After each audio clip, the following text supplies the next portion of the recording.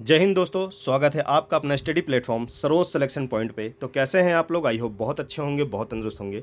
तो दोस्तों, आज का हमारा टॉपिक आपके आने वाले एग्जाम के लिए बहुत ही ज़्यादा है यूज़फुल और इम्पोर्टेंट साबित होने वाला है। ये बहुत ही महत्वपूर्ण वीडियो है। आज हम पढ़ेंगे बिहार के लोक नृत्य, जितने भी महत्वपूर्ण लोक नृत्य हैं बिहार के।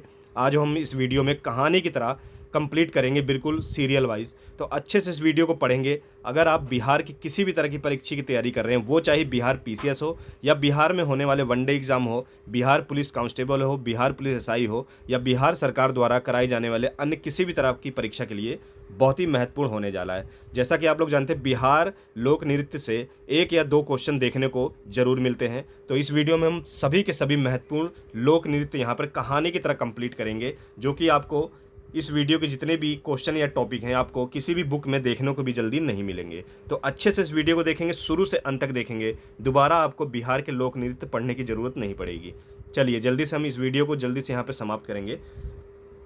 तो बिहार के लोक नृत्य यानी कि बिहार फोक डांस हम यहाँ पे पढ़ेंगे। तो बिहार में लोक नृत्य का बहुत महत्व है। यहाँ सभी प्रमुख अवसरों जैसे संस्कार, पर्व, मनोरंजन आदि लोक नृत्यों का विहंगम दृश्य नजर आता है। बिहार के लोक नृत्य निम्नलिखित हैं, कौन कौन से हैं चलिए जान लेते हैं। तो बिहार के जो लोक नृत्य हैं वो कौन कौन से हैं, तो याद रखेंगे। कर्मा नृत्य, छऊ नृत्य, झिंझिया नृत्य, विद्यापत नृत्य, कट घोड़वा नृत्य, धोबिया नृत्य, पवड़िया नृत्य, जोगीड़ा नृत्य, झरनी नृत्य, करिया झूमर नृत्य, खीलडीन नृत्य और गंगिया। कौन कौन से हैं?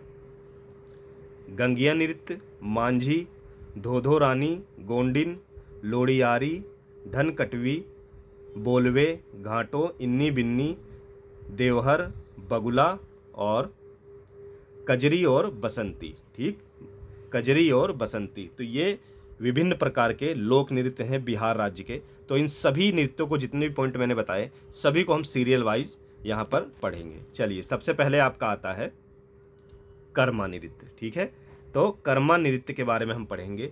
यह राज्य की आदिवासी जनजाति में मुख्य रूप से प्रचलित है। कौन सी जनजाति में?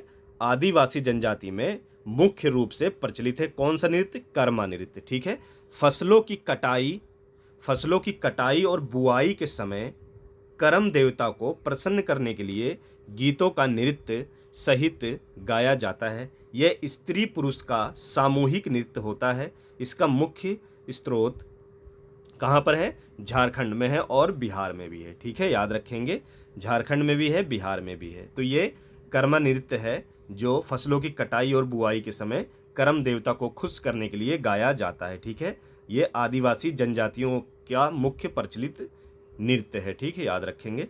चलिए अगला जो आता है वो आता है छऊ नृत्य। ये मुख्य रूप से पुरुष नृतकों द्वारा किया जाने वाला नृत्य है जो युद्ध से संबंधित है। ये नृत्य बिहार और झारखंड दोनों ही क्षेत्रों में लोकप्रिय है। ठीक है, याद रखेंगे, जो कि बिहार और झारखंड यानी कि बिहार से ही कटकर झारखंड का नए राज्य का निर्माण हुआ है। तो दोनों राज्यों में ये नृत्य किए जाते हैं। ठीक है, ये मुख्य रूप से पुरुष नृत्यों द्वारा किया जाने वाला नृत्य है जो युद्ध से संबंधित है। किससे संबंधित है? छऊ नृत्य युद्ध से। ये पॉइंट आपको याद रखना है। किससे संबंधित है? युद्ध से। आपसे क्वेश्चन पूछ सकता है कि छऊ नृत्य किस से संबंधित है? तो युद्ध से संबंधित है। ठीक है, याद रखेंगे। चलिए अगला पॉइंट जो आता है वो आता है झिंझिया नृत्य। क्या आता है? झिंझिया नृत्य आता है। ये प्रायः दुर्गा पूजा के अवसर पर किया जाने वाला, क्या है? दुर्गा पूजा के अवसर पर किया जाने वाला नृत्य है जिसे स्त्रियों द्वारा सामूहिक रूप से किया जाता है। इसमें स्त्रियां गोल घेरे में खड़ी होकर एक दूसरे का हाथ पकड़कर नृत्य करती हैं। ठीक है, मुख्य नर्तकी अपने सर पर एक घड़ा रखती है जिसके ढक्कन पर एक दीपक जल रहा होता है। ठीक है, ये इस प्रकार का नृत्य होता है, याद रखेंगे। चलिए बहुत ही सरल तरीके से और इम्पोर्टेंट पॉइंट यहाँ पे बता रहा हूँ। अच्छे से वीडियो को पढ़ेंगे, शुरू से अंत तक देखेंगे। अगला पॉइंट क्या आता है? अगला नृत्य कौन सा आता है? विद्यापत नृत्य। ठीक है, ये कैसा नृत्य होता है? इस नृत्य में क्या होता है? इस नृत्य में मिथिला के प्रसिद्ध कवि विद्यापीठ के पदों को गाते हुए नर्तकों द्वारा सामूहिक नृत्य किया जाता है। ये बिहार में मिथिला और पूर्णिया में अधिक प्रचलित है। ठीक है, यह बिहार में मिथिला और पूर्णिया में अधिक प्रचलित है।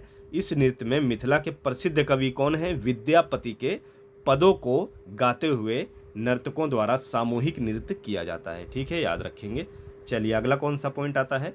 कट घोड़वा नृत्य कैसा होता है, चलिए जान लेते हैं।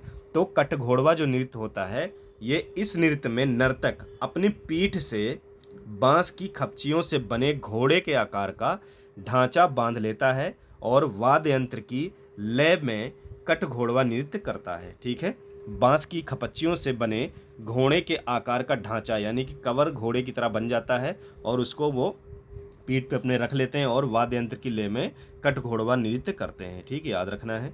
चलिए अगला कौन सा नृत्य आता है? अगला आता है धोबिया नृत्य। चलिए जान लेते हैं धोबिया नृत्य क्या होता है। ये बिहार के धोबी समाज का जातिगत नृत्य है जो कि मांगलिक अवसरों पर किया जाता है। इसका सबसे अधिक प्रचलन भोजपुर जिले में है। ठीक है, याद रखेंगे।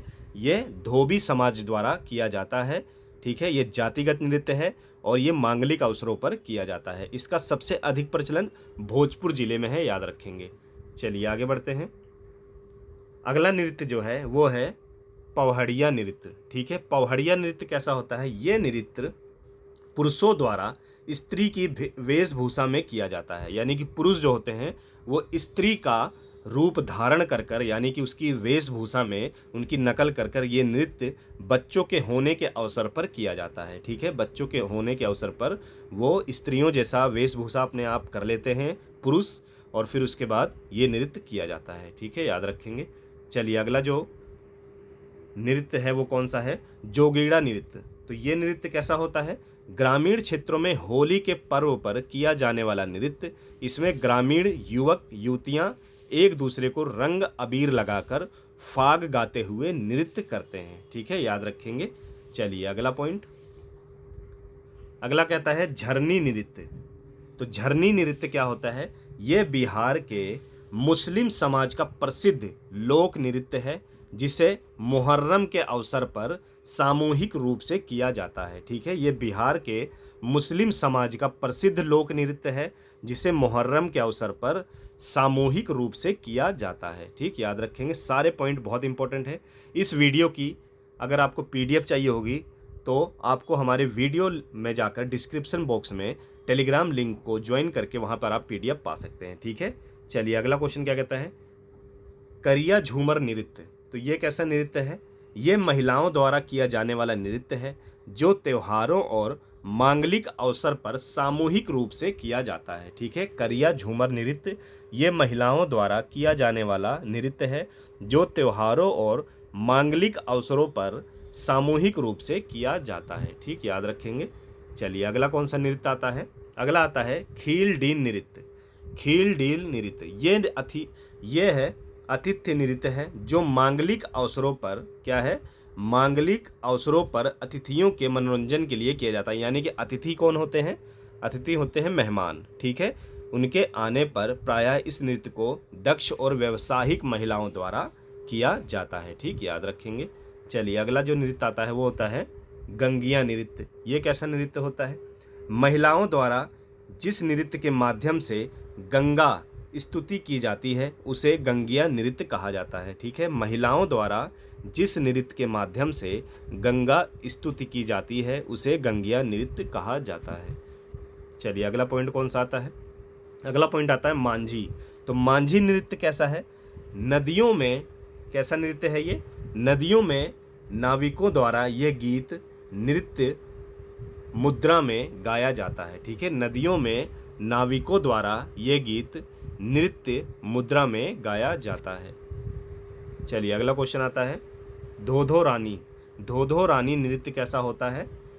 ये होता है छोटे छोटे बच्चों का नृत्य है जिसमें एक लड़की बीच में रहती है तथा चारों तरफ से लड़कियां गोल घेरा बनाकर घूमते हुए गीत गाती हैं। ठीक है, छोटे छोटे बच्चों का नृत्य है जिसमें एक लड़की बीच में रहती है तथा चारों तरफ से लड़कियां गोल घेरा बनाकर घूमते हुए गीत गाती हैं। उसे कहते हैं धोधो रानी नृत्य या धोधो रानी डांस। ठीक है, याद रखेंगे। फोक डांस है ये बिहार का। चलिए आगे गोंडिन। गोंडिन डांस कैसा होता है यानी कि गोंडिन नृत्य कैसा होता है? इसमें मछली बेचने वाली तथा ग्राहकों का स्वांग किया जाता है। ठीक है, इसमें मछली बेचने वाली तथा ग्राहकों का स्वांग किया जाता है। ठीक, याद रखेंगे। अगला जो आपका नृत्य आता है वो आता है लोढ़ियारी। लोढ़ियारी नृत्य कैसा होता है?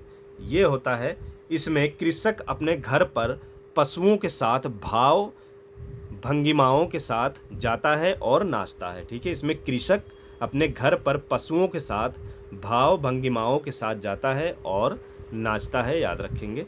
चलिए, अगला जो नृत्य आता है वो होता है धन कटनी। धन कटनी नृत्य क्या होता है? फसल काटे जाने के बाद किसान सपरिवार यानी कि अपने पूरे परिवार के साथ खुशियां मनाता हुआ जाता है और नृत्य करता है। ठीक है, याद रखेंगे। फसल काटे जाने के बाद किसान सह परिवार मिलकर खुशियां मनाता है और नृत्य करता जाता है। ठीक, याद रखेंगे। चलिए, अगला जो नृत्य है वो है बोलबे। बोलबे नृत्य कैसा होता है? ये है भागलपुर और उसके आसपास के क्षेत्र का नृत्य है, जिसमें महिलाएं पति के परदेश जाते समय चित्रण करती हैं। ठीक है, ये भागलपुर और उसके आसपास के क्षेत्र का नृत्य है, जिसमें महिलाएं पति के परदेश जाते समय का चित्रण करती हैं। ठीक, याद रखेंगे। चलिए, अगला क्वेश्चन। तो अगला जो नृत्य है वो है घांटो। तो घांटो नृत्य कैसा होता है? ये होता है ससुराल में गरीब बहन के घर भाई के आने की सूचना मिलने पर गाया जाने वाला यह विरह गीत नृत्य के साथ किया जाता है। ठीक है, याद रखेंगे। ससुराल में गरीब बहन के घर भाई के आने की सूचना मिलने पर गाया जाने वाला यह विरह गीत नृत्य के साथ किया जाता है। ठीक है, याद रखेंगे। अगला जो नृत्य आता है वो होता है इन्नी बिन्नी। इन्नी बिन्नी नृत्य क्या होता है? अंगिका क्षेत्र का प्रमुख नृत्य है, जिसमें पति पत्नी प्रसंग पर महिलाएं नृत्य करती हैं। ठीक है, अंगिका क्षेत्र का प्रमुख नृत्य है, जिसमें पति पत्नी प्रसंग पर महिलाएं नृत्य करती हैं। ठीक है, याद रखना है। चलिए, अगला जो नृत्य है वो कौन सा है? देवहर।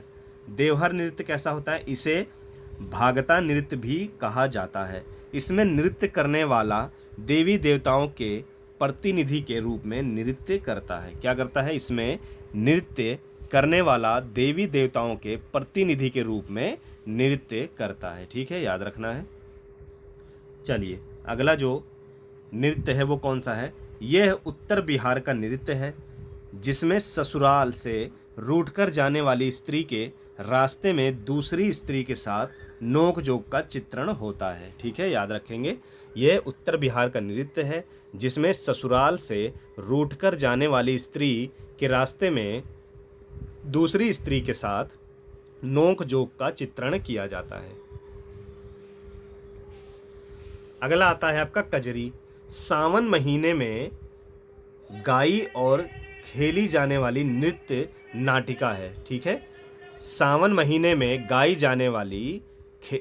और खेली जाने वाली नृत्य नाटिका है, याद रखना है आपको। चलिए, अगला जो नृत्य है वो क्या है? बसंती। बसंती नृत्य कैसा होता है? बसंत ऋतु के आगमन पर प्रायः महिलाओं द्वारा गीत के साथ किया जाने वाला नृत्य है। इसके अलावा बिहार के लोक संस्कृति में लगुई नृत्य शैली भी अभिन्न रूप से जुड़ी हुई है। ठीक है, इसके अलावा बिहार की लोक संस्कृति में लगुई नृत्य शैली भी अभिन्न रूप से जुड़ी हुई है। ठीक है, तो बसंती जो ऋतु होती है वो बसंत ऋतु के आगमन पर प्रायः महिलाओं द्वारा गीत के साथ किया जाने वाला नृत्य है। तो ये महत्वपूर्ण नृत्य थे बिहार राज्य के, जो कि बिहार राज्य की किसी भी तरह की परीक्षाओं के लिए बहुत ही महत्वपूर्ण है और बहुत ही अच्छा टॉपिक है। ये अच्छे से इसको पढ़ेंगे, क्योंकि किसी भी तरह की परीक्षा तैयारी कर रहे हैं बिहार सरकार की या बिहार राज्य की, तो लोकगीत और लोक नृत्य से आपको क्वेश्चन देखने को मिल सकते हैं। ठीक है, फिर से मैं बता रहा हूँ, जिन भी बच्चों को इस वीडियो की पीडीएफ चाहिए होगी वो हमारे डिस्क्रिप्शन बॉक्स में, यानी कि इस वीडियो की डिस्क्रिप्शन बॉक्स में जाकर वहाँ पर टेलीग्राम ज्वाइन करके पीडीएफ पा सकते हैं। तो टॉपिक अच्छा लगा हो तो लाइक करिए, चैनल को सब्सक्राइब करेंगे और अपने दोस्तों तक भी शेयर करेंगे। चलिए दोस्तों, ऐसे ही जुड़े रहिए, प्यार दिखाते रहिए। फिर मिलेंगे नेक्स्ट वीडियो में एक मोस्ट इंपॉर्टेंट टॉपिक के साथ। तब तक जय हिंद।